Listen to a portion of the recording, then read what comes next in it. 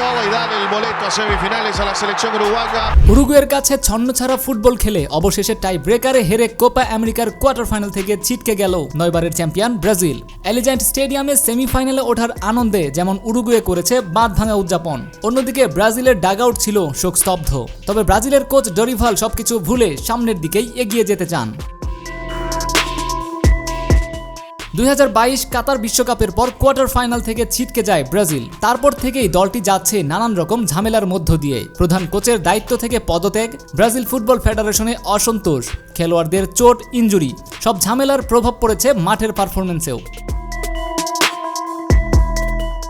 2026 বিশ্বকাপকে সামনে রেখে দক্ষিণ আমেরিকা অঞ্চলের বাছাই পর্বে ব্রাজিল রয়েছে ষষ্ঠ অবস্থানে। 6 ম্যাচে 2 জয় 1 ড্র 3 পরাজয় নিয়ে 7 পয়েন্ট নিজের ঝুলিতে তুলেছে সেলেসাওরা, যেখানে এই অঞ্চলের বাছাই পর্ব থেকে শীর্ষ 6 দল সরাসরি খেলবে আগামী বিশ্বকাপে। 7 নম্বরে থাকা যে দল শেষ করবে তাদের ইন্টারকনফেডারেশন প্লে অফ খেলে উঠতে হবে। তিতের পর র্যামন, ফার্নান্দোস দিনিজ এই 2 কোচ ব্রাজিলের ভারপ্রাপ্ত কোচের দায়িত্ব পালন করেছিল। এই বছরের জানুয়ারিতে দরিভলকে স্থায়ী কোচ হিসেবে পায় ব্রাজিল। তার অধীনে 8 ম্যাচের মধ্যে কোয়ার্টার ফাইনালে উরুগুয়ের বিপক্ষেই প্রথম হার সেলেসাওদের। বিশ্বকাপের বাছাই পর্ব কিভাবে উতরবে এই চিন্তায় এখন দরিভল জুনিয়রের। কোয়ার্টার থেকে ছিটকে যাওয়ার পর তিনি জানান, আমি আবারও বলছি, আমাদের উন্নতির অনেক জায়গা রয়েছে। বিশ্বকাপের যোগ্যতা অর্জন করাই আমাদের মূল লক্ষ্য।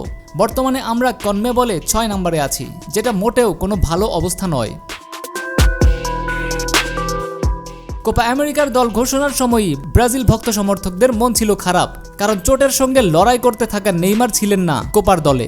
নেইমারবিহীন ব্রাজিল গ্রুপ পর্ব পেরিয়ে কোয়ার্টার ফাইনালে উঠেছে অনেকটাই খুঁড়িয়ে 3 ম্যাচে 1 জয় ও 2 ড্র নিয়ে 5 পয়েন্ট নিয়ে কোয়ার্টার ফাইনালে উঠে সেলেসাওরা। প্রথম পর্বে ব্রাজিল দিয়েছে 5 গোল আর হজম করেছে 2টি গোল। ব্রাজিলের হয়ে সর্বোচ্চ 2 গোলের স্বাদ পেয়েছে ভিনিসিয়াস জুনিয়র। সেই ভিনিকেই নকআউট পর্বে পায়নি ব্রাজিল। গ্রুপ পর্বে টানা 2 ম্যাচে 2টি হলুদ কার্ড দেখে নিষিদ্ধ হয়েছেন পরের ম্যাচে। দরিভাল জুনিয়র আরও বলেন, এই দলটা পুনর্গঠনের পর্যায়ে রয়েছে। আমি দলটাকে কোচিং করিয়েছি মাত্র 8 ম্যাচ।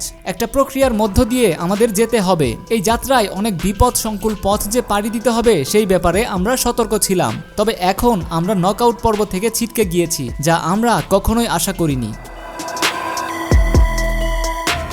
ভিনির পরিবর্তে এনরিককে ব্রাজিলের মূল একাদশে খেলানো হলেও কাজের কাজ কিছু হয়নি। ব্রাজিল উরুগুয়ে ম্যাচে গোল শূন্য ড্রয়ের পর গড়ায় টাই ব্রেকারে। পেনাল্টি শুটআউটে 4-2 হেরে বসে সেলেসাওরা। 2019 কোপা আমেরিকার পর এই টুর্নামেন্টে টানা 2 বার শিরোপা বঞ্চিত থাকতে হচ্ছে হলুদি জার্সিধারীদের। খেলাধুলা বিষয়ক নিত্য নতুন সকল ভিডিও পেতে এখনই আমাদের চ্যানেলটি সাবস্ক্রাইব করুন। ভিডিওটি ভালো লাগলে একটি লাইক করে দিন। কমেন্টে জানিয়ে দিতে পারেন আপনার মন্তব্য। ধন্যবাদ।